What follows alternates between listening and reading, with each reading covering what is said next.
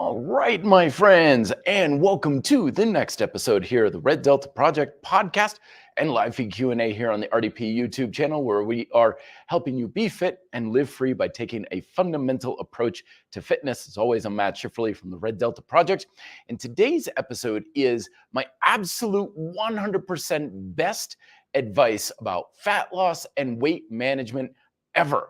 And this is the stuff I wish I knew back in the day because, in all honesty, a lot of the stress, the anxiety, and the work that I put into fitness, especially for the first 10 some odd years of my fitness career, was all about trying to get and stay lean. And now it's like a complete reversal where I hardly ever even have to think about what I'm eating. I don't have to really worry about what does the scale say or whether or not I'm as lean as I can be, or am I gaining weight or losing weight, and how do I lose it, and how do I stay light and lean on vacation and all these other sorts of things. Not something that I need to really concern myself with. So this episode is all about how I wish I knew these things before to get to that place. And the best advice, if you came up to me at a party or something and said, okay, I want to lose weight, I'm looking at getting leaner, what can you give me? And this is not going to be the general superficial run of the mill of, okay, these are the foods you should be eating, these are the foods you should be avoiding, this is the type of exercise you should be doing. Because as you're going to see, while that advice isn't bad, it's not really all that impactful. It doesn't really have that much pull to it. And when we go down these rabbit holes of what kind of diet should I follow or what kind of workout program is best, you're kind of just throwing pebbles at an oncoming train. It's not really going to make that much difference one way or the other. These are the big things that are going to make the biggest impact. And as always, I'll be addressing your live feed Q&A comments on fat loss, weight loss, fitness. Ask me anything you like. I'm here to help and enlighten you. So the first topic, the first thing that I wish everyone kind of understood about losing weight, being able to get and stay lean, is to, quote, make it a goal, not just to lose the weight, but instead to get the whole fat management thing taken care of and just out of the way. Get it done, get it in your rearview mirror to a point where it's not something you really need to focus on, which is basically what I've been able to do in my own life. And let me tell you, that is by far a more important goal than just losing the weight to begin with. And here's why.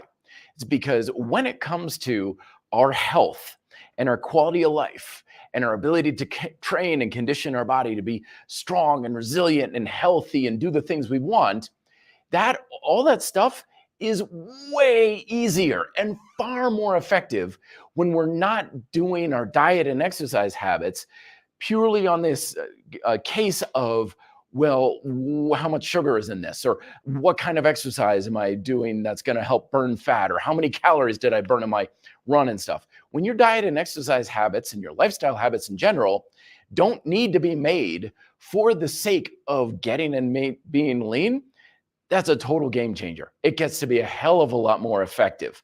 Building muscle, being healthy, having a quality of life, being more resilient, having a healthier body, that's all a heck of a lot easier and much more effective when you no longer have to care about losing or managing weight. Now, I know a lot of times, though, the idea with that is like, okay, yeah, sure. Okay, I got to lose the weight and then I'm going to be on easy street, or that's when I'm going to be able to get to that point. But I'm here to tell you, my friend, that's not how it's going to work. Because if you are struggling with food, if you are struggling with exercise and managing your weight right now, that struggle does not end because you reach your weight loss or weight management goal. And I'm certainly one to know, because I struggled with diet, I struggled with compulsive exercise habits, I struggled with body image, I struggled with what my body looked like and weight and all these sorts of things for most of my young life. But I was never overweight. If you ever saw me as a kid, it's like, why are you worried about this? You're not fat, you're not overweight, you're not even gaining a lot of weight. Why are you struggling with this? And the reason is simple. It's because the ability to get lean and stay lean does not remove those struggles. In fact, if you struggled to get there, you will struggle to maintain it. And this is because the processes that govern our weight and our fat levels are ever ongoing. And if we're struggling to have any control or influence over that process at any point, regardless of your body circumstances, you're always going to struggle with it. It never ends, regardless of how successful you are at it. You could lose 100 pounds. The struggle will always continue. It never reaches a point where you're like, great, now I'm on easy street. Now I'm good, and I can just cruise off into the sunset.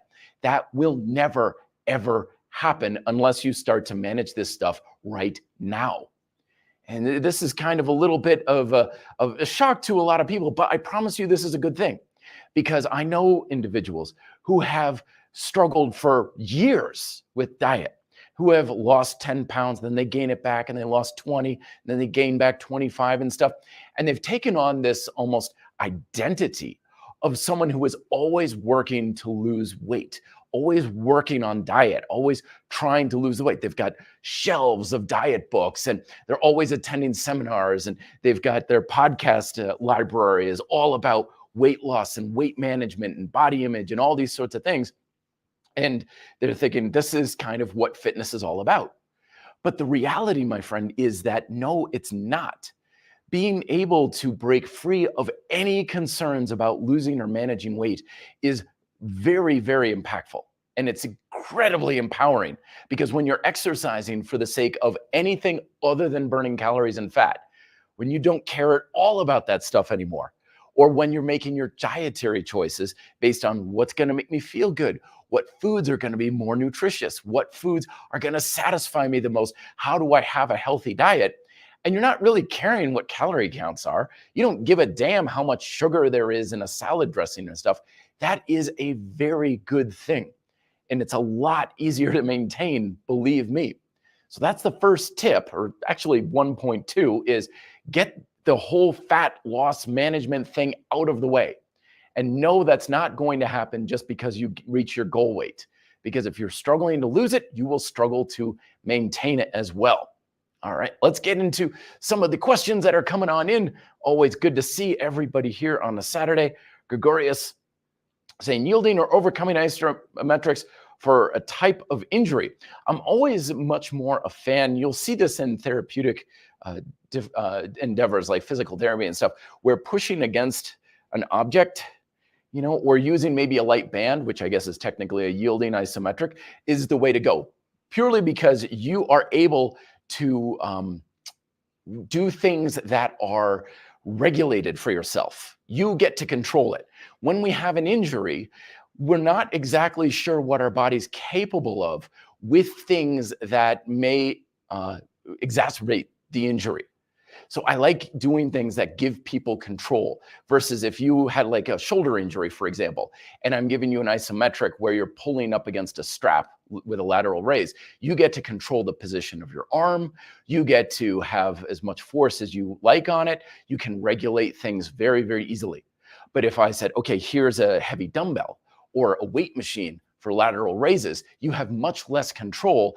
And the chances of you crossing that line of this is good for me to this is bad is a lot easier to cross. So I would go with more of the overcoming isometric aspect of things. All right, a couple of dietary things going on. C. Patel is asking, are you okay with keto? So one of the things that I've long preached is, and this is, okay, let's just jump right ahead. We're kind of getting a little bit ahead of ourselves and stuff, but the second point I wanted to make and stuff is that weight management, weight loss depends on a hell of a lot more than diet. A lot more. Diet is technically only 50% of what's controlling your weight. Only 50%. That's it, my friends. That's the most control you can have over your weight from an influential standpoint, is only 50% from diet. I know a lot of people like 90% is diet and stuff. No, that is a complete myth. It's absolutely false. However, from the perception of that is, well, that's all I changed, so therefore that's the most important thing. Yes, it may have been like 90% of what you did, or 80% of what you're focusing on. Yes, that's where your attention is. But remember, human attention wildly distorts reality. wildly distorted. It's like going into a funhouse mirror, and it's all bent and warped and shaped. And you're like, good Lord, my head is 5 feet tall. That's what our perceptions happen when we change something, we get a result, and we think, oh, it's all that one thing. No, because most of the stuff that's governing our weight and our health is completely on autopilot and we're not even aware of it. So it's not just that one thing. But anyway, I digress. I'm getting down a few rabbit holes here. The second thing is I don't like to endorse any sort of dietary approaches that are about restriction. Because yes, diet is only 50% of your weight management because that's a caloric intake. You've also got expenditure on the other side. But the other side of a coin is when we look at diet, a lot of times diets are extremely limited in their perspective because they're only looking at one nutritional aspect or one nutritional aspect of things. So for example, like keto and stuff like that, we're looking at carbs. Okay, great. Carbs, yes, they matter. Everything matters. That's the big myth in fitness. Like this is the one thing. And so a lot of times when you have diets, they'll say, okay, this is the one thing controlling your weight. It's carbs or sugar or insulin or something like that. Complete wrong. Not at all in the slightest bit true. Okay, that's kind of like saying, the only thing that matters in life is, how much money you make. Your health doesn't matter. Your relationships don't matter. How you live doesn't matter. Money's the only thing. It's like, okay, yeah, that may be important, but God, that's not nearly close to the only thing. But that's what these dietary approaches do, is they're like, just limit this one thing and you're set because that's the entirety of what's doing things. It's not at all in line with reality. That's not how diet works. That's not how nutrition works. That's not how weight management works. So whenever we're approaching our weight management strategies from purely diet or mostly diet, you're inherently limiting yourself greatly with that. And when that dietary strategy is, you're going to limit or not eat so much of this one thing, again, that's limitation upon limitation upon limitation. And I don't know about you, but I hate to be limited. I don't want to limit myself. I don't want to put all my eggs in that one proverbial basket. And the third reason why I don't like these sorts of things is because whenever we're trying to maximize a limited approach, it's just a hell of a lot harder. Okay? It's so much more difficult to try to lose and manage weight by just managing carbs than it is to have a multi-influential approach, which I'll jump into a little while. So basically, when I look at things like that, I'm like, well, that sure is a very pain in the ass, very expensive, very, as far as energy and effort, limited approach. It's like, why in the world would I work twice as hard for half the result? And it doesn't give you nearly as much control as you think it does. You can't control your weight purely by going into ketosis. It's physiologically impossible. Now, I know a lot of times it feels like that because it's like, well, I did keto and I lost 30 pounds. Doesn't that mean that's controlling it? No, not at all. That's, again, like me when I got into bike racing in college and I did a ton of bike racing and I lost a ton of weight. And I thought, well, great, that's the answer. Tons of cardio. Tons of cardio. That's the way to lose weight. That's the way to stay lean. Tons and tons of cardio. No, again, it's a very limited approach. And the only way I could have any semblance of control, which was a complete illusion on my end, was to just basically be an engine for a bicycle, regardless of whether I was busy or sick or burned out or it was 20 degrees out. I still felt the need to do that. Experiment with diets, play around with things. By all means, yes, we all need to figure out what works best for us. And diets are a great way to build like a template of that sort of thing. But there's nothing special about these things. There's no advantage of one diet versus another. The only reason why dietary approaches can work is because they, just limit you and restrict your caloric intake. They slow down your caloric intake, which is why you lose weight. All diets work for exactly the same reason. And I know, again, a lot of people are like, no, it's because of this hormone regulation and this enzyme, and you go into ketosis and whatever. None of that stuff is really that important. You're just looking at different ways of making applesauce. You're still fundamentally doing the exact same thing. And that's the message that I always wish people understood and wish I understood back in the day was I was forcing myself to have all of these rules and all these diets and all these regulations, and I didn't need to do any of it. And man, if I could go back in time and tell myself, that's a big regret I have. Huge regret. People are like, I never lived with regrets. Really? I've got a ton of regrets in my life. If I had to live my life over again, I would do a lot of things very differently because I had a ton of guilt, a ton of anxiety. I beat up my body. I was constantly sick. I was constantly injured because I was following these dietary rules that I thought I had to do.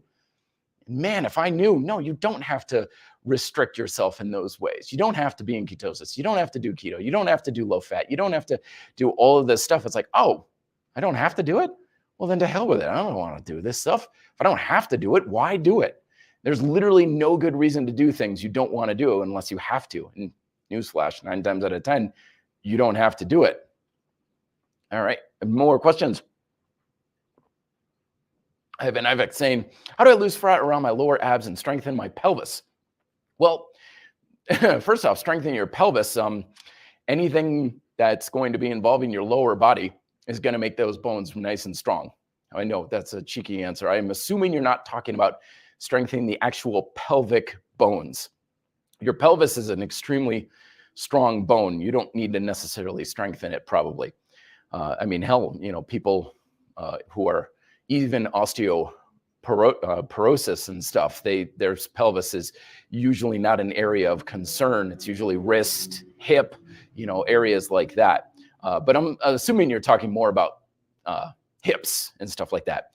But this is one of the things to recognize too, my friends. I was talking about this with a friend of mine the other day, is always keep in mind that you're always going to have more fat on your body just where you have more fat cells. And that's largely determined by genetics and just how you're built, and lower abs are one of those areas for a lot of folks. Plus, the musculature in your lower abs, it just isn't very thick. You could make your lower abs twice as big, which would take some pretty serious steroids to make that happen. And it probably wouldn't matter really that much because there's just not much muscle there.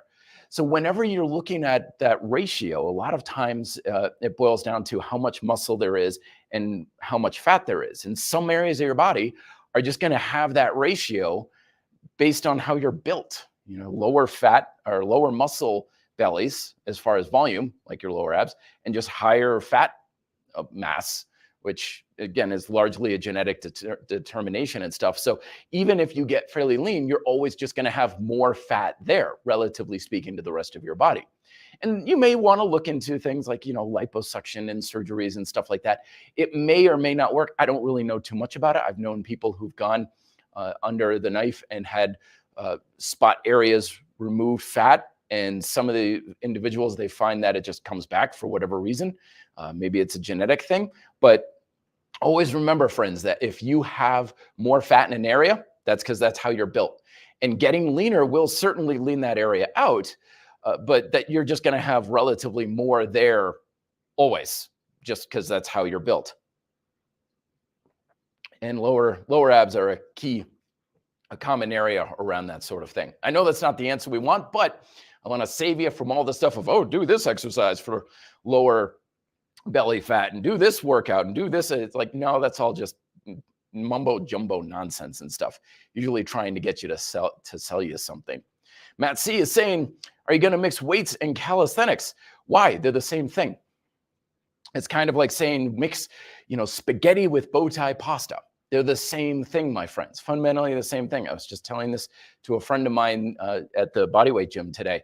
And he was asking me, it's like, do you train with weights? And it's like, no, not really. This is mostly everything that I do here and stuff like that. And he's like, well, why? It's like, because it's the same thing. If calisthenics and weightlifting is the same thing, they're both forms of weightlifting. One is more open chain versus closed chain and things like that. But fundamentally, you're not doing anything different. If you are doing something different from one to the other, that's on you. You're doing something very different in your application. But, that's why, like, whenever I bring in different disciplines like isometrics and stuff, it's got to be fundamentally doing something different to my body. But if I'm doing like handstand push-ups versus overhead press, I'm doing the same thing. So that's why when people say, well, how do I mix things up? It's like, you just take what's fundamentally being done with one and just do the same thing with the other. It's the same thing. So it's like, what's the movement pattern? I've got body weight rows versus, cable rows versus barbell bent over rows. Yeah, it's the same thing. It's not any different. It's not different enough to really say, well, this is why you would do one versus the other sort of thing. You're still fundamentally doing the same thing. And always remember that your results don't come from what you do. They come from how you're influencing the fundamental processes of fitness.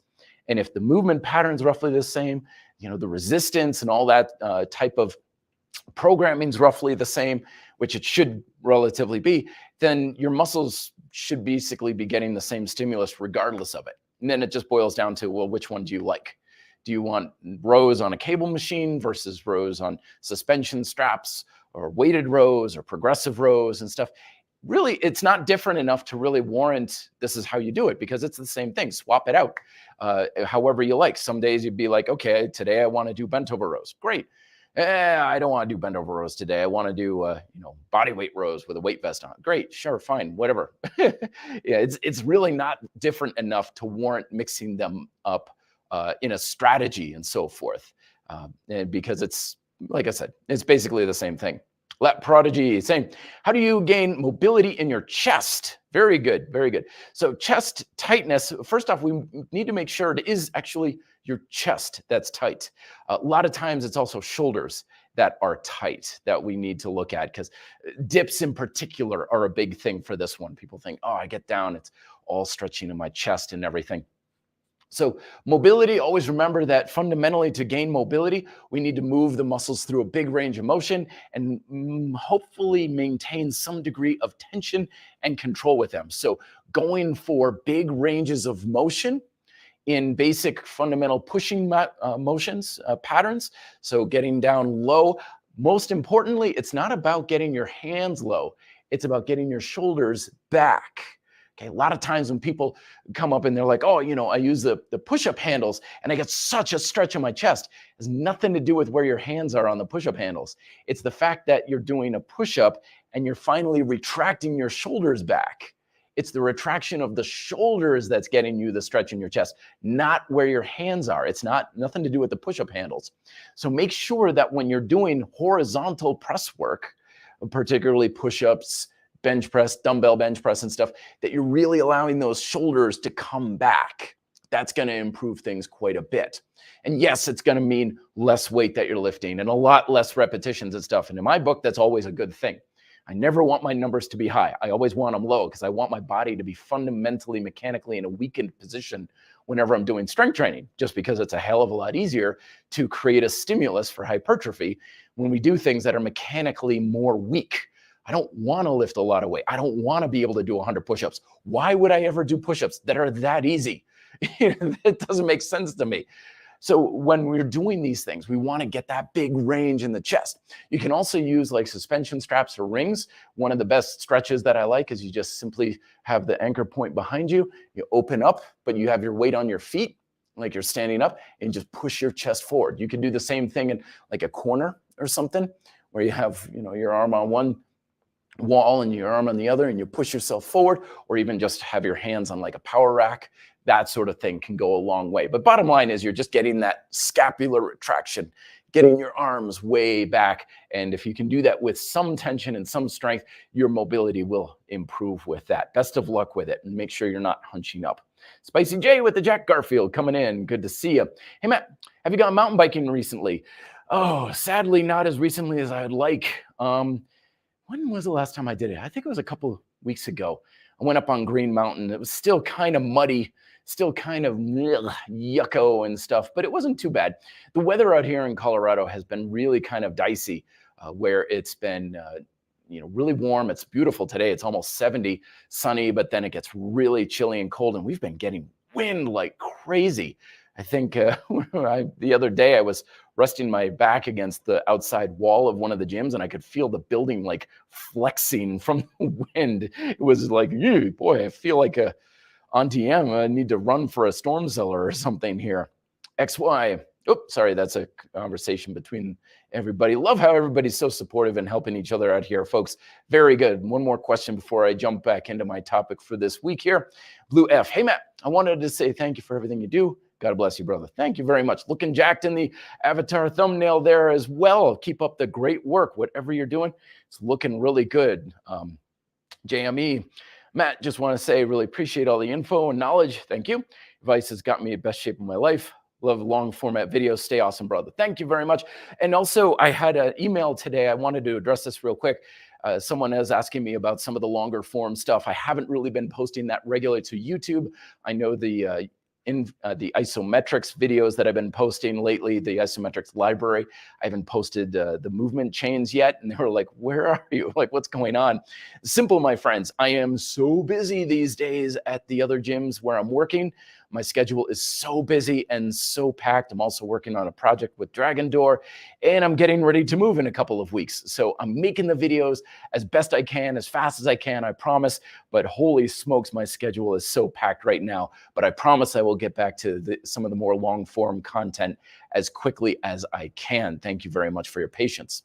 But anyway, back to our topic for the week. We were talking about the limitations of diet. And that kind of goes along with the other point I wanted to make, is that so much weight loss and weight management strategies out there are just inherently very, very limited, because there are so many variables and influences that have a hand in how much fat is on your body and how much you either gain or lose. It's a hell of a lot more than diet.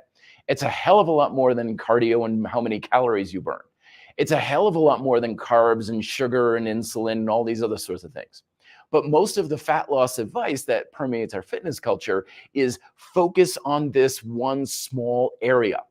And even if that's a pretty big influence, like carbohydrate can be a fairly good sized influence, it's still a very, very limited approach. And the analogy I always use with this, it's like, imagine if you were the coach of a sports team, right? And you got all your players huddled around, let's say for American football. And it's like, okay, guys, here's our strategy to win. I want everybody to concentrate on defending against that one player on the other team. Ignore all of the other players, just that one player. Now, of course, yes, you're going to do really well at stopping that one player, and that might even work for a few plays. But of course, the other team's going to figure out, like, dude, they're like quadruple teaming Jimmy over there. Oh, just pass the ball over to Seth. Like, this is easy to get around. And that's also what happens a lot of times when we have such a limited approach to our weight management goals, is if you focus all on one thing, then you're naturally going to compensate with other things. We were talking about keto earlier. Okay, everybody, limit your carbs, limit your sugar, low carb, low carb, low carb. Suddenly, you find ways to really bolster up how much you're eating from protein, especially your fat content.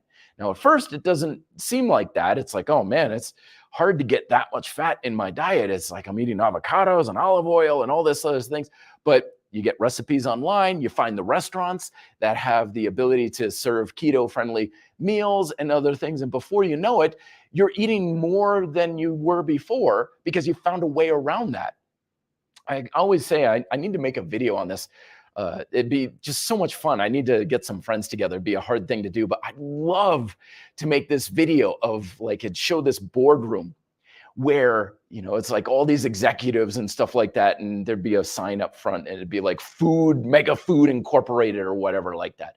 And it's like, gentlemen, we need to get people eating our products more. How do we do it? And everybody's coming up with crappy ideas and stuff. And finally, this one little intern kid raises his hand in the back and it's like, Johnson, what do you have for an idea? It's like, we're going to create a diet, boss. I'm like, a diet? That's ridiculous. We want to sell more food. We want profits to be high. We need people eating more, not less. It's like, no. Hear me out on this. First, we create a diet that's really restrictive for some reason. I don't know. You can't eat yellow colored food or whatever. It doesn't matter what the restriction is, just any kind of restriction. Doesn't matter. We'll throw some scientific cherry pick studies out there and stuff to make it seem legitimate, but it's all BS. Okay. It doesn't matter what the restriction is. We just need it to be a restriction at all. That's phase one. Phase two, we get celebrities endorsing it because they used it supposedly for like 3 hours in order to get in shape for a movie role. But of course, that's not why they're gorgeous and beautiful. It's because they've got liposuction and Photoshop and 5 personal trainers and personal chefs. But no, we'll say that they use the diet.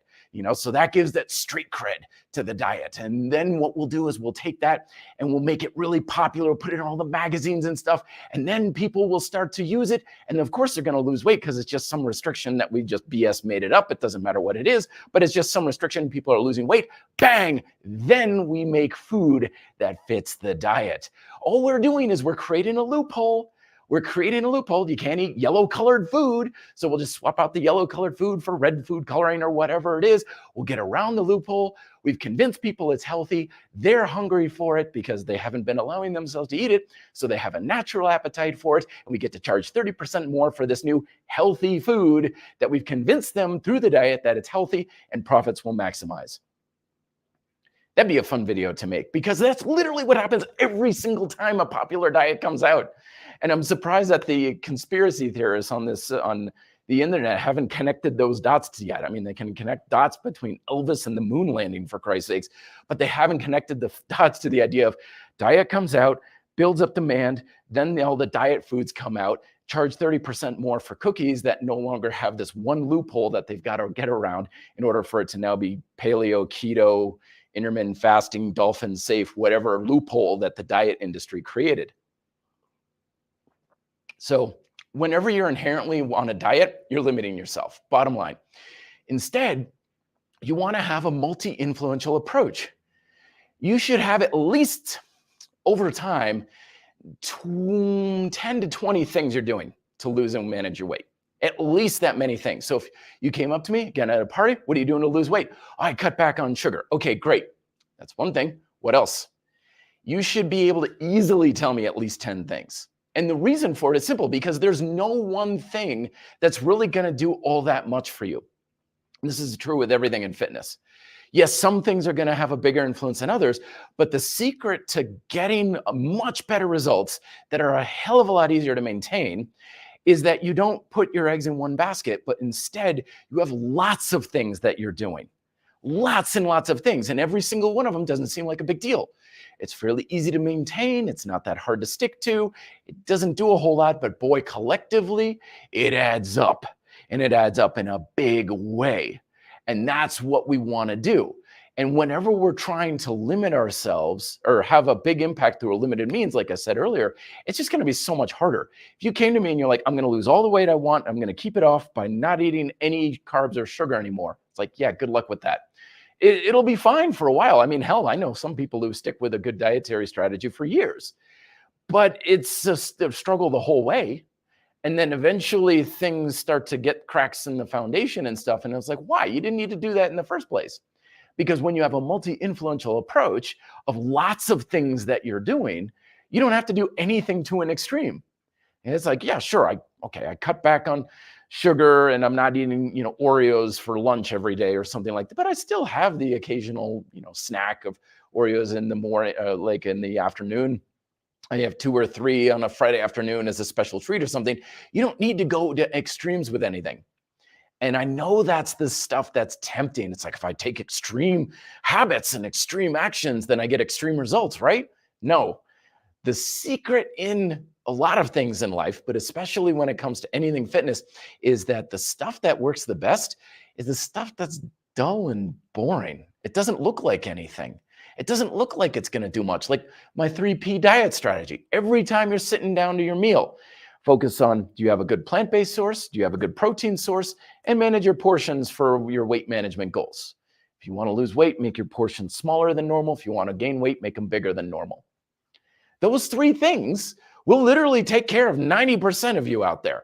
Just that. You don't need anything else as far as the dietary strategies go. And that can be very effective. But again, nobody ever pays attention to that. Nobody gives it any credibility because it's too mundane. It doesn't take hard work and effort. But listen to me, my friends. That's the stuff that works best. The less work it takes you, the better. Because Mother Nature doesn't give a damn how hard you're working to lose and manage your weight. She only cares about whether or not you're influencing the fundamental processes of fitness. And for weight, that's simply consumption versus expenditure of our caloric intake and expenditure. All right, back to more things. Dennis saying, good to see you, Matt. A few questions. 1, what date is your birthday? Perhaps it is today. No, it is not today, my friend. February 9th. Good question, though.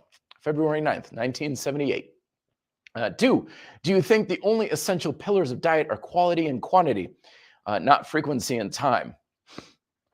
I would say those are the biggest ones for sure. But it's not so much time. Quality, when we're talking quantity, What we're really actually talking about is speed. Because fundamentally, everything in fitness, from diet to exercise to building muscle to losing weight, everything in fitness is about speed. It boils down to speed because the fundamental processes that are governing everything about your fitness are always ongoing. They're always happening. You're always consuming calories. You're always expending calories. You're always storing fat. You're always expending fat. That's another thing that I wish people understood. Far too many people out there is like, if I do this, I burn fat. Yeah, so what? Big deal. Everybody burns fat. You're always burning fat. Burning fat is not a special thing. It doesn't mean anything either because you're always burning fat. You're always storing it as well. It's the speed at which you are doing these things that is important. Same thing with health, too. The rate at which you're consuming something, let's say water, for example, okay, water, right? Versus the rate of expenditure through urine, through sweat, through loss of moisture, through my breath and stuff. I mean, out here in Colorado, I drink a lot more water than I did back east because technically we're in desert. It's very dry out here. So it's always about speed when it comes to diet. And that's really kind of sort of what you're talking about here, because when you talk about frequency and time, those are variables of speed. If I eat food 5 times a day versus once a day, then ultimately the real question is, well, what am I eating per day? Because fundamentally, if you're like, well, I ate 3,000 calories all at once versus broken up through the day, you're still eating the same number of calories per day. Your speed is the same. Okay? But it might make more sense or a difference on the micro scale. So if you're saying I eat 1 meal a day, which I know a lot of people like to do, then they could be like, yeah, but I get so tired and lethargic throughout the day. And then I eat a lot and then I'm tired and lethargic because I eat a lot. That's the stuff that used to happen to me back in the day. And I learned what works best for me is more frequent eating. My energy level is maintained a heck of a lot better for that. I don't know why. It's just the way my body works. It's just the way I like to do things. If I eat a lot, I get tired and lethargic. If I don't eat for a while, I get tired and lethargic. So I would basically be exhausted all day long because I was tired because I didn't eat until like 3 p.m. And then I would gorge myself on like a big meal. And then I'd be tired because I ate so much. But I learned, if I eat a little bit here and there throughout the day, energy level stays up. Does it really matter as far as weight and management? Not really. Because again, fundamentally, I'm doing the same thing. I'm eating the same amount of food, just sparsing it out throughout the day. And a lot of things with diet and exercise and with management and stuff, again, it boils down to what's going to work best for you is just whatever's easiest for you, whatever you prefer to do. If you came to me and you're like, yeah, but I prefer to just have one big meal, at the end of the day, I'm like, great, fine. Don't think it has any advantages to it, inherent advantages, because if you're still fundamentally doing the same thing, you're doing the same outcome. It's not about what your diet is. It's not about what your exercise program is. It's what you're doing to influence that fundamental process.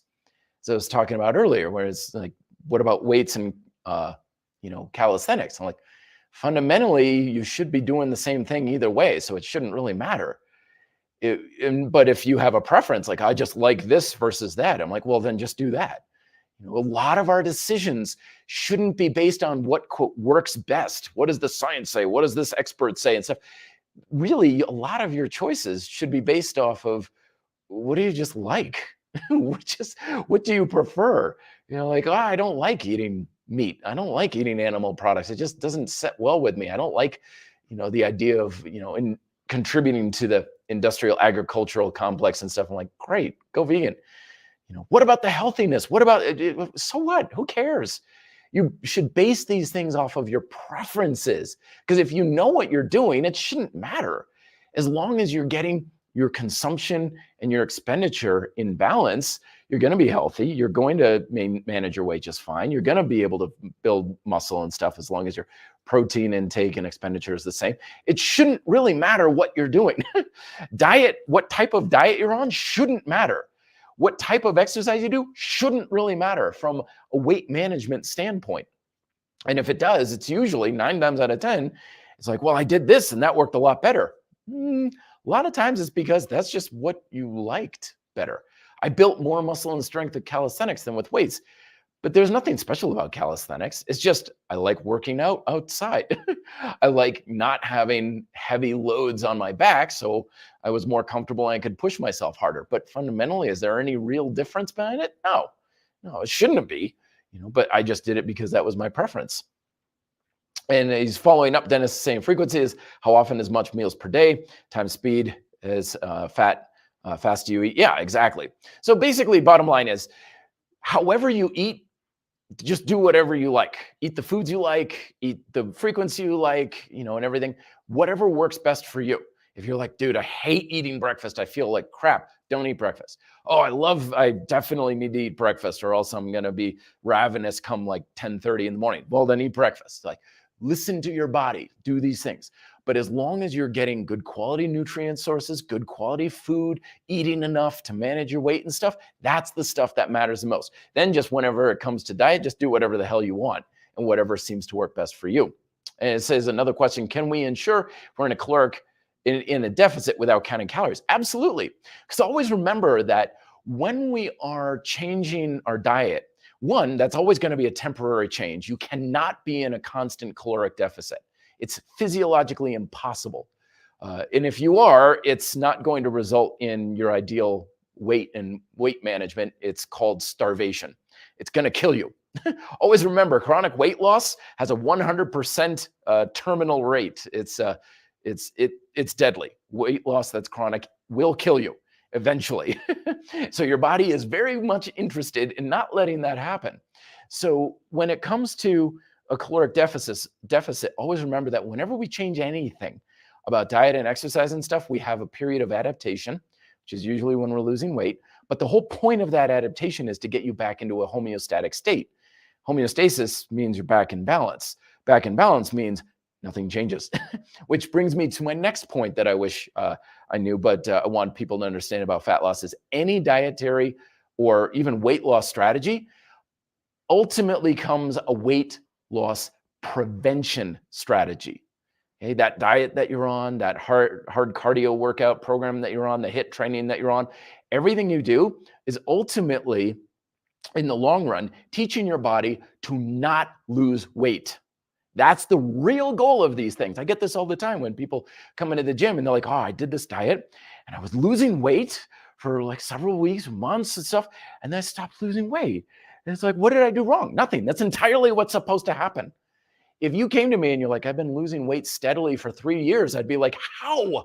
How are you doing that?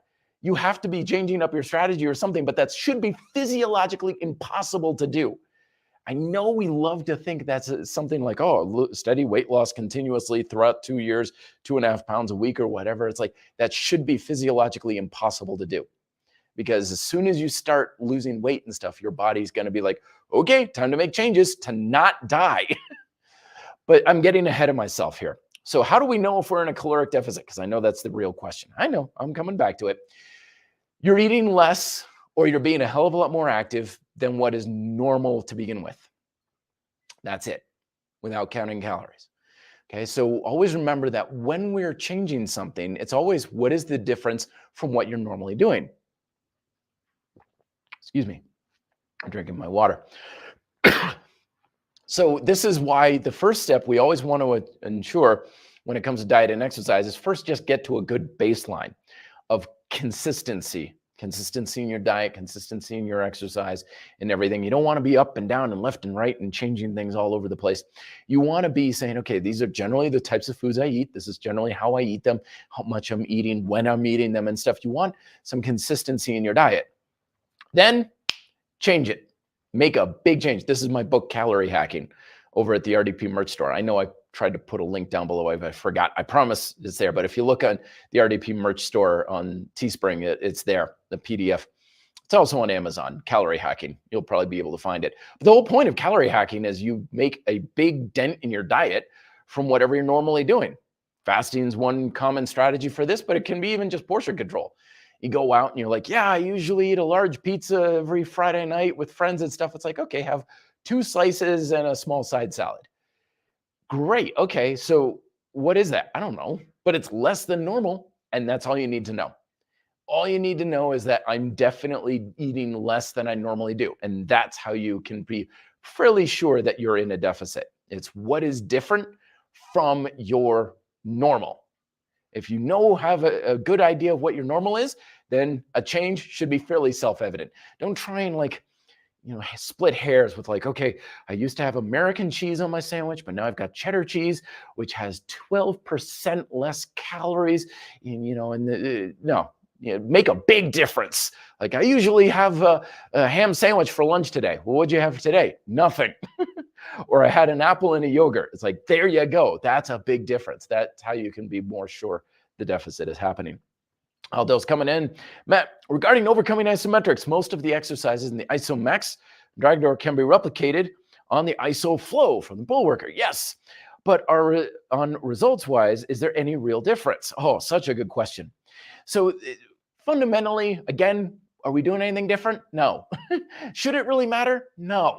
It really shouldn't matter. If you're holding a bicep curl with the ISOMAX and you're really working hard versus the ISOFlow and you're really working hard, what is your bicep doing? Same thing, shouldn't really matter.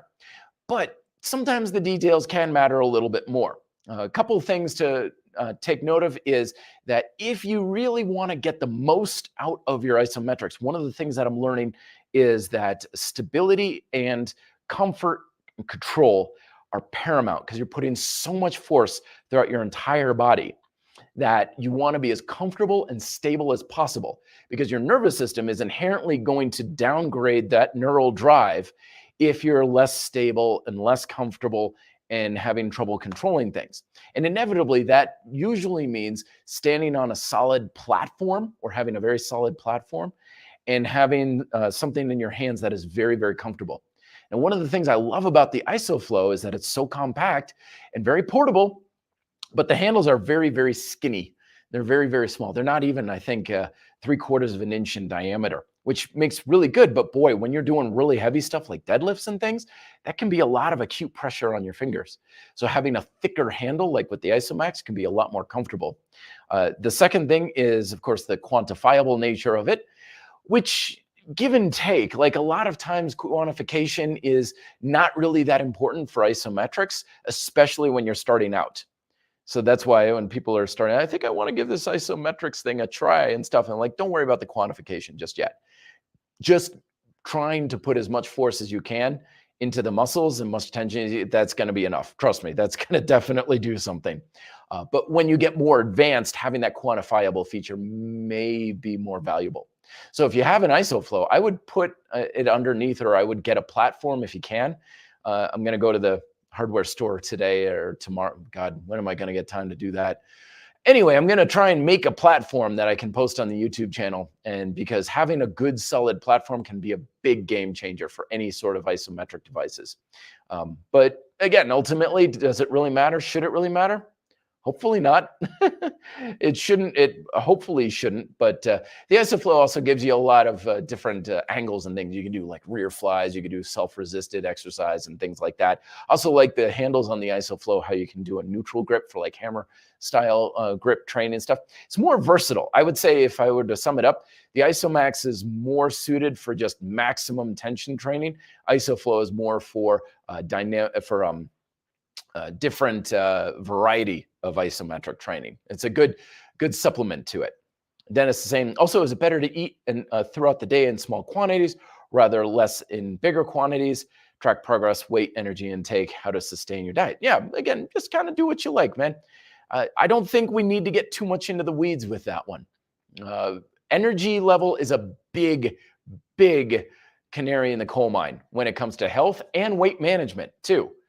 Things that are increasing energy level, like I just feel like I have more energy if I eat this way or train that way. It's like, yeah, good, do that.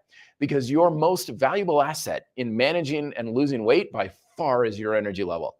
Because when your energy level is up, your appetite goes down and your physical activity level goes up as well. That's why the most effective weight loss drug that has ever been created, and probably ever will be, is just simple caffeine. I'm not saying go and like get loaded on caffeine and stuff like that, but caffeine is, if you were to design a weight loss drug, that's exactly what it would be. Cheap, simple, widely available, relatively safe as long as not consumed in excess and abused, and something that kind of boost your energy level up. That's basically how you're going to have the best way to kind of supplement weight management, because it kills off your appetite and it increases your need to feel like you need to move around. So you're decreasing intake and increasing expenditure, having a dual 1-2 punch onto that fundamental process that's governing your weight. Dave is coming on. Hey, David. So good to see you as always. Hey, Matt, along with other rehabbing question, how would you do internal, external shoulder rotation exercises with suspension straps? Very good question indeed. So one of the best internal rotation's a little bit funky, but one of the ways that you can do it with suspension straps, I'll try and kind of demonstrate here, is you're going to lean back so it's anchored up high, kind of like I'm about to do a rear fly, but you have your elbows in tight like this to your sides, and your shoulders are back, and you're going to lift yourself up with external rotation like this. It's not going to be a big motion, but it's going to be very good at working those external rotators. And for internal rotators, what you would do is have the anchor point up high to your side. Again, you're here and you're leaning back, and you're going to just kind of pull yourself up with some internal rotation like you would with the bands. That's how you do it on suspension straps. Usually I find that the internal external rotation, though, I mean, it's generally better just to use bands, because that's what people have better access to, and you can just use bands kind of thing. Isometrics, same thing, can work very well, but a lot of times it's also a question of why are you using your external rotators like that. A lot of times external rotation, internal rotation is a sign of lack of scapular motion and control, because when we don't have enough scapular motion and control in our fundamental exercises, rotator cuffs get overstressed, and there's not enough strength in the world for your rotator cuffs that's going to be able to compensate for a lack of scapular movement. That's why in my book, Progressive and Weighted Calisthenics, I had quite a bit of scapular preparatory exercises, because when your scapular strength and control is much better, usually a lot of people find that rotator cuff exercises are no longer necessary. But I'm assuming there, I'm guessing, I don't know why you need it, just my 2 cents. Joseph Bellows coming on. Hey, my problem is trying to keep weight on in the form of muscle. I'm a hard gainer, and I do not want to start eating like an animal. That will not help either. Any suggestions? Well, a lot of times, again, it comes down to, are you having enough freedom in your diet, though? Remember, the majority of dietary advice that's out in our fitness culture is about helping people lose weight, not gain it. And because we usually associate being lean and losing weight with health, diets that are usually restrictive, that are correlated with helping people lose weight, are labeled as, quote, healthy, and that you can't have a healthy diet unless your diet is restrictive in some way, which is complete myth. Absolutely. In fact, in many ways, if you go with what a truly healthy diet is, it's going to be a diet that does not impart any unnecessary restrictions to it. Your diet, a healthy diet, is one that satisfies, not one that's going to restrict you. Your diet's not going to be healthy just because you don't eat bread. Okay, there's a lot more to a healthy diet than not eating certain foods. So that's the first thing I would advise you on, is unless you need some sort of restriction, like you're a celiac and you can't eat gluten or something like that, get rid of the restrictions. Maybe bring a little bit of the food in gently, because your body has to kind of get used to it. Again, your body adapts to the diet. But if you don't need any sort of restrictions, yeah, pizza, cheeseburgers, ice cream. I just bought Ben & Jerry's this morning and stuff, because I literally was thinking to myself, I need some more caloric fortification in my kitchen. I'm kind of paring down my fridge in my pantry because I'm moving in a couple of weeks. I don't want to have to just move a bunch of food. So I'm kind of like, all right, let's get the food out of the, but I've been doing it a little too aggressively. And I'm literally waking up sometimes going like, I don't have food in the house. What do I, oh gosh, and I would skip breakfast. I'm like, my caloric intake's going too low. I need something to make sure I'm getting my caloric intake up. So I bought some Ben & Jerry's. I'm getting some higher caloric food in. I'm not plowing through a pint like I used to, or 2 or 3, because I used to literally do that.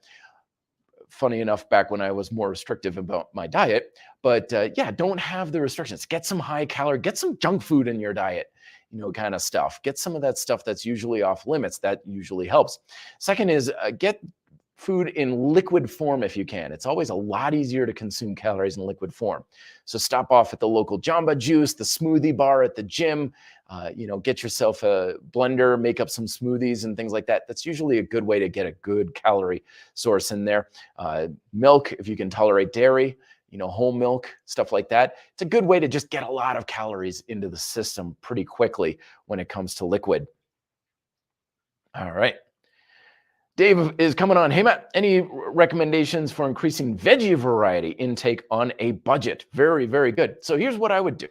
If you're like, I want to increase my vegetable intake and variety and stuff like that, go online and search up like top 20 vegetables for consumption or whatever like that. And go through and just make a list and look at, okay, I've got onions, I got bell peppers, I got lettuce and whatever in your fridge. Next time you go to the grocery store, just have one or two that you're going to look for. You don't need to like radically overhaul your entire kitchen and pantry. Just be like, oh, I don't have arugula, or I don't have zucchini or something. Just one or two vegetables. Maybe look up a recipe that can really use those things, new recipe to try out, or just throw it in a salad, or just get creative on ways that you can add things into your normal meals. And there you go. And then after a week or so of having those one or two vegetables in, you have another one or two vegetables. And before you know it, you're going to have vegetables coming out of your ears. So this is the similar approach to the multi-influential approach I was talking about earlier, folks, where I know I was a little vague on it. It's like, well, what does that mean? It's like literally have habits stacked on top of each other. So if you came to me and you're like, I'm going to lose weight, I'm going to cut back on junk food. Great. Awesome. See you in a week. Come back a week later. Okay, yeah, I'm eating less cookies. I got rid of the soda and I'm not eating ice cream except for a treat on the weekend. Okay, great. Now what? Now I'm going to drink more water in the morning because I drink, here in Colorado, you wake up, you're dehydrated and stuff. Like, I'm going to have some lemon water on my way to work. And in the middle of the afternoon, I'm going to have some tea. Okay, great. Good. Do that too. A week later. Okay, now what do you got? Well, I'm going to start doing some exercise. I got me a pull-up bar and I got grind style calisthenics. So I'm going to start doing some of those micro workouts and stuff. Okay, good. Do. A couple of weeks later, now what do you add on to that? So you add things on. You don't need to overhaul your diet. You don't need to overhaul your workout program. Stacking the habits little bit by little bit, because almost inevitably, whenever I find someone who does have a lot of success in anything in life, but especially fat loss, it almost never comes from, I totally changed everything overnight. It's almost inevitably the thing of, I started taking some walks during my lunch break and I cut back on soda. And then after that, I joined the gym and I got into cycling. Okay. And then after that, well, then I started to, I bought some dumbbells at a garage sale and I started doing some strength work and I got into kettlebells. And before like 5-6 months goes by, they've got all these other habits they stacked up, but they built it up over time. So all of those small influences, because each one doesn't seem like it does very much, but collectively it does a heck of a lot. And it's a lot easier to maintain as well. All right, let's see if we can't get to some of these things real quick. Then he's saying, I agree with the first point at the beginning of the stream, but how do we put our diet in the background of our life? Do we just need to focus more on the other things and keep ourselves busy always? This is a very good question indeed, because a lot of times when we're making diet, and we're making fitness, and we're making especially weight management, the focus of what we do for so long, it can be kind of hard to imagine or even what it would be like to be like, yeah, but I don't need to do that anymore. It's kind of like a lot of us, we work a lot for a living. The whole idea of get the fat loss thing out of the way so you can live your life, that came as an inspiration for something I heard someone say, get the money thing taken care of. So you don't need to worry about making ends meet for the rest of your life. And again, that doesn't mean you're going to become a millionaire and then your problems are solved. It was about building habits and financial literacy so you're more financially independent. Doesn't mean you had to be actually rich and driving a Ferrari. So the whole idea was a lot of us have trouble imagining like, well, what if I don't have to work? What do I do with my life? We're so ingrained and that's our purpose, is to get up and work for somebody and pay bills before we die. The same thing with weight management. Like, I'm supposed to fixate on my diet, my workout program, and manage my weight for so much, we don't know that there's a hell of a lot of a bigger world out there when it comes to health and fitness that we're basically keeping ourselves from experiencing. So when these things become in the background, that doesn't mean you're not thinking about it. It doesn't mean that you're completely ignoring it. You know, like I said earlier, like I was looking at my fridge going like, man, I'm not eating quite enough. My diet has really kind of been suffering lately because I just don't have good food in the house. So I was going to the grocery store going, okay, I need to get some calories. I need to get some things that are quick grab and go again because I'm at the gym so much. It's like, okay, I need tuna. I'm going to make tuna sandwiches. I'm going to do some more meal prep. So I'm still thinking about this stuff. Absolutely. But I'm not basing anything on weight management. I don't need to. It's like, I stood for like 40 seconds in front of the freezer case going like, God, I haven't had Ben and Jerry's in a while. What do I want? And I couldn't make up my mind. It's like, what kind of Ben and Jerry's flavor do I want? Should I go with classic cookie dough, peanut butter cup? That's good, but there's some new ones here. That was the hardest thing for me to manage today in my grocery shopping was what kind of Ben and Jerry's do I want to buy? I wasn't reading labels. I didn't have to worry about calorie content. I basically was basing it off of, well, I want something with chocolate in it. How do I get something with chocolate in it? So I inevitably landed on the everything but that because I couldn't make up my mind. So it's just the Ben and Jerry's flavor with a lot of stuff in it. And that was the freedom that comes with, I don't care how many calories are in this ice cream. I don't give a damn about how much sugar there is or this and that and the other thing, because I don't need to worry about this stuff because all of that stuff that basically I've gotten on autopilot is running on autopilot regularly. So I can now focus on, okay, what type of food is going to make me feel the best? What is going to feed me the best? What's going to bring me more nutrient density? What's going to give me the most satisfaction? And you can only really level up your diet and exercise habits and plans when you don't have to stay at that lower level of, well, how many calories am I going to burn today? It's like, you're going out mountain biking. You're going to burn a lot of them. Why are you worried about this? But the more attention you're putting towards your weight and your diet and you're fixating on these things, the less time and attention you can put towards actually thriving and excelling with your exercise and doing the things you want to do. And you can bring more value to yourself. And instead, it's kind of like proverbial just working to pay bills. You're not going to do the world a whole lot of good when you're barely making ends meet. You can't really give to charities. You can't invent things. You can't grow things. But when you become more financially independent, then you can actually bring more value to the world. Same thing with fitness. If you really want to level up your health and your fitness and your quality of life, get the whole fat loss thing taken care of. Get the whole diet thing taken care of. It doesn't mean you're not thinking about it. It means you're not worried about it. It means you don't have to have anxiety over it and guilt over it and stuff. It's one of those things that just frees up so much energy that you don't have to waste on that stuff anymore. All right, more questions here real quick. Roberto, is a 500 calorie deficit good? Always remember that any caloric numbers that you're hitting, folks, are an estimated guess at best. Because it's very hard to track caloric intake. It's extremely hard to accurately track caloric expenditure. So any sort of a deficit that you're looking at, it's like, I've got this much deficit and stuff. It's a guess at best. It's a rough estimate. That's why usually when people are trying to go for a deficit with my calorie hacking, I say, make it big, make it a good size deficit, just because it's so hard to get those numbers accurate that having a relatively small deficit is really hard to do accurately. Because if you're off in your caloric intake by 300 calories, and you're off on your caloric expenditure by 300 calories, that means you could be 600 calories off either way, which is really easy to do. It's really, really easy to do. So things like 500 calorie deficit, if you're shooting for that, it's like fine.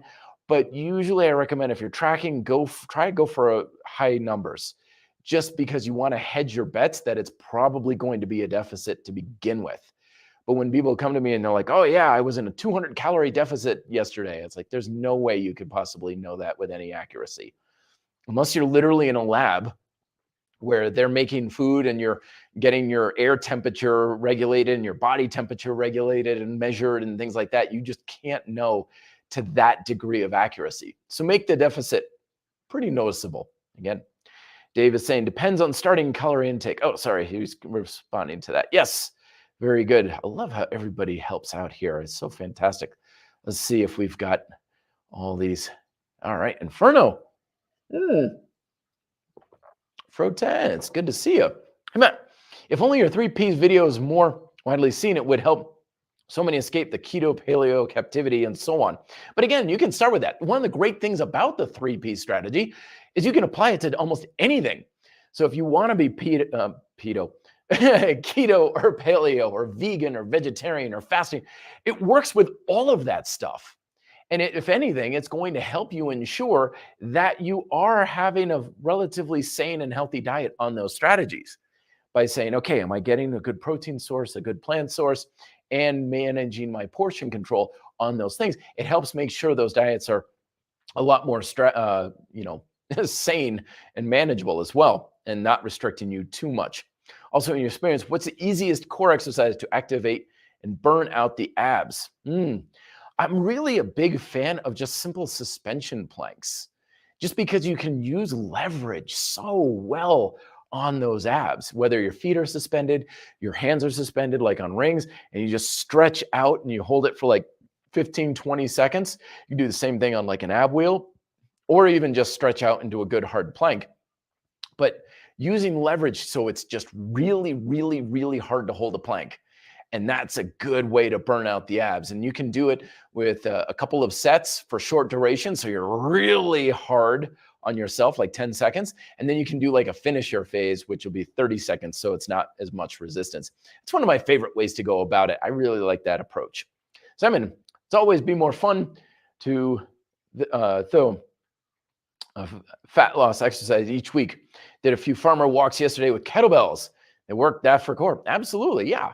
And that's another point that I didn't make is when it comes to caloric expenditure, be active every day, folks. Because at the end of the day, when it comes to burning a lot of calories, because it really boils down to that. I mean, yeah, diet is like defense. You know, you're limiting your caloric intake and your intake of food and everything. But really, if we want to be on offense for losing weight, physical activity. Because you got to burn those calories. There's no two ways about it. But the more active you are, the more you're going to burn. It's that simple. I've known guys who literally burn thousands and thousands of calories every week. And it's just simply they're more active. They're doing something every day. Don't get locked into this idea of, oh, you work out, now you got to have like 3 days of recovery sitting on the couch and stuff. Your body doesn't care how it's burning calories. All calories burned count, regardless of what the activity is. So that's why just be as active as you possibly can. Don't worry, it doesn't need to be a workout. Push mower for the lawn, walk the dog, wash the car by hand. All that stuff counts. Years ago, back when it was popular, I was in a Biggest Loser contest. We won, by the way. But part of my strategy was I told everybody, I said, I want you active a minimum of 3 hours a day. And they could work it because part of the credentials for the contest was that you were not working at the time and you could spend a good amount of time each day. And I was like 3 hours a day minimum. 4 or 5 hours is best. And they're like, I can't do that. And I'm like, I don't care what you're doing. And inevitably they'd be like, I went walking, then I played some basketball, and then I did this, and I was gardening and stuff. I'm like, great, whatever, anything. It doesn't have to be workout or exercise. In fact, a lot of times that can be more limiting because you can't do that much intensity stuff for long duration. But if you can be more active every single day, that's going to make a big difference. Case in point, again, I'm moving out to Denver in a couple of weeks. One of the things I'm looking forward to is I'm going to be able to bike commute to my job. My grocery bill is going to go to the roof because that's going to burn so many more calories riding my bike to work. It's not a lot of distance. It's going to take me 10 minutes, but 10 minutes each way, sometimes coming home, middle of the day when I've got a break or something like that, that's going to be an extra 40 minutes to an hour of activity every day. That's 7 hours a week, practically.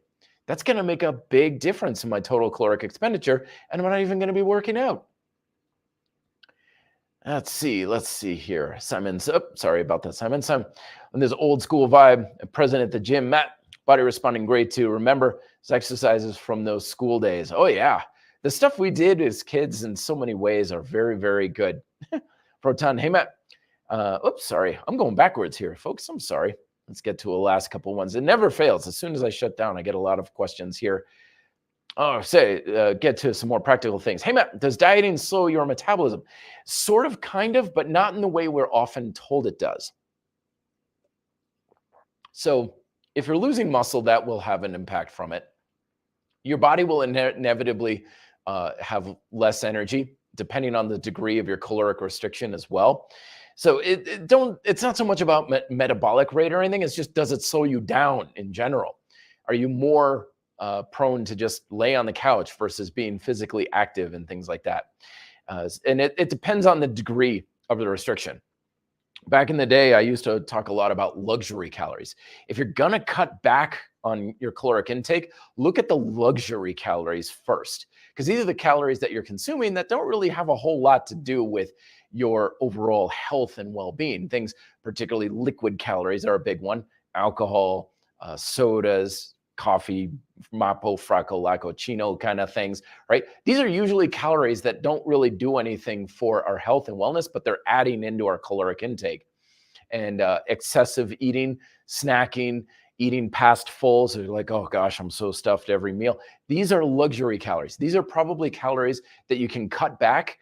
And not only will it not have a negative impact on your health and well-being, it's probably going to help it. However, cutting back on how much you're eating can only go so far. And at some point you're like, oh, okay, now I'm eating so little, like I'm tired, I'm lethargic, I'm not recovering from my workouts well, things like that. It's like, yeah, cutting back is only helpful to a point. So if you've got a lot of luxury calories that you're consuming on a regular basis, by all means, cut back on that stuff.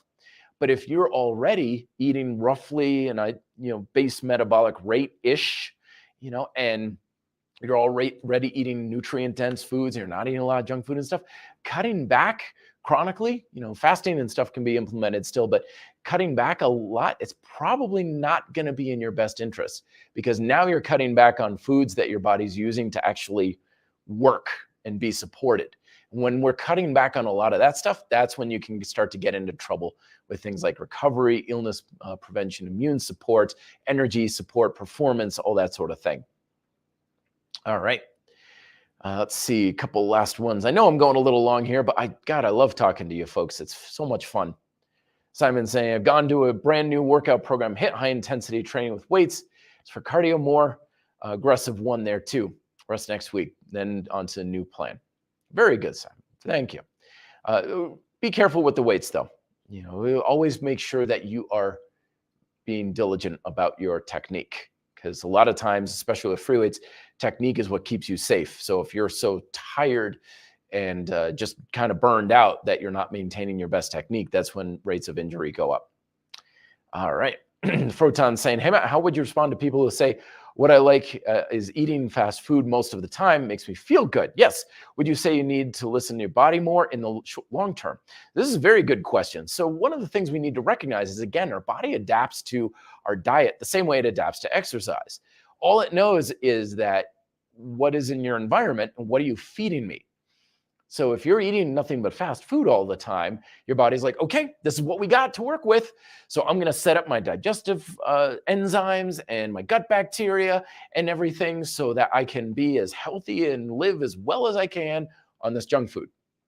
Because your body doesn't care what you're eating. It's just like, give me whatever you got and I'll make it work the best I can, right? But then when we are established and they're like, okay, body, this is what you've got. It's like, good. Okay. So that's what I'm set up for. Keep giving me that thing that we're going after. And then when you change it, it's like, dude, we're not set up really for this. This is the same thing with exercise. Like, we feel best doing the exercises we feel most comfortable with. You throw something unusual into the mix and it's a shock to the system because the body's not used to that sort of thing. So the body gets used to exercise or diet the same way it gets conditioned to our workout programs. So you're going to naturally favor and enjoy and crave whatever you're just normally feeding yourself, be it junk food or health food or whatever. And so if you make a change, then it's going to feel a little bit off.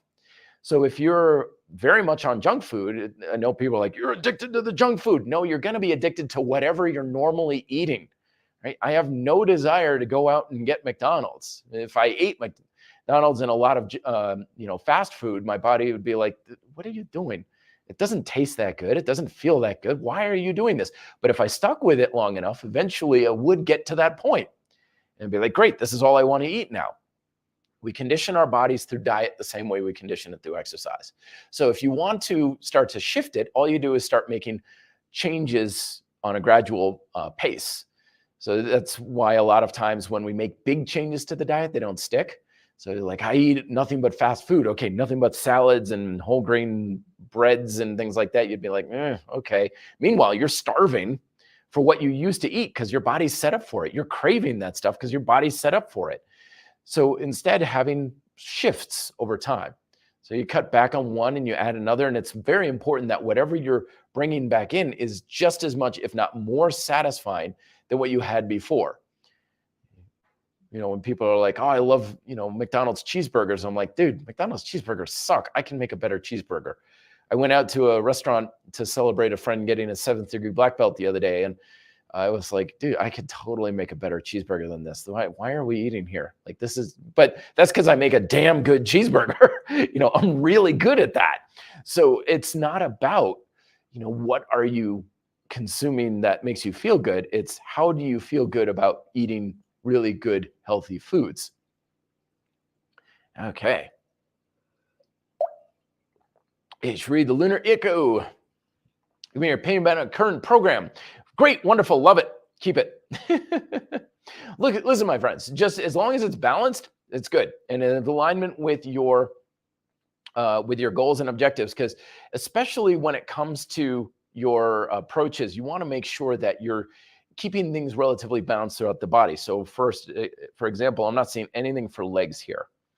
Dips, tricep push down, tricep extension, chin-ups, hammer curl, bicep curls.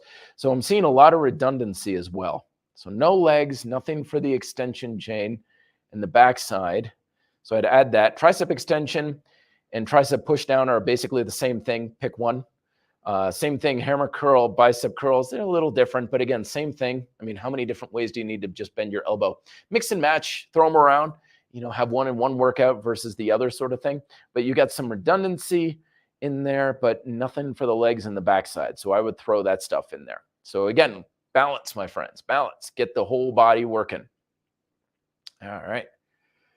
Proton, in regards to core, I meant exercise for strength and activation. Oh, more than burning out, since we have done much lower tension as well. So the overcoming isometrics stuff that I just posted on the YouTube channel for the flexion chain, try some of those exercises out, like the abdominal crunch, the push downs. That stuff is really good for that sort of thing, particularly the one done on the floor where you're pulling backwards. Dave saying, I had injured my supraspinatus. Ouch. Figured out the internal rotation myself, but want to see where we line up. The scap control is a great observation, though. Very good. Very good. Man, I am way behind if we're still talking about that. Let's see. Oh, good one here. William, I see comments that are posted not on this thread. RDP is huge help for the over 60, 50 crowd. It's not about age, though, funny enough. That's the thing, is we want to be good to our bodies, folks. It's funny how in our fitness culture, so much of our diet and exercise approach is about abuse.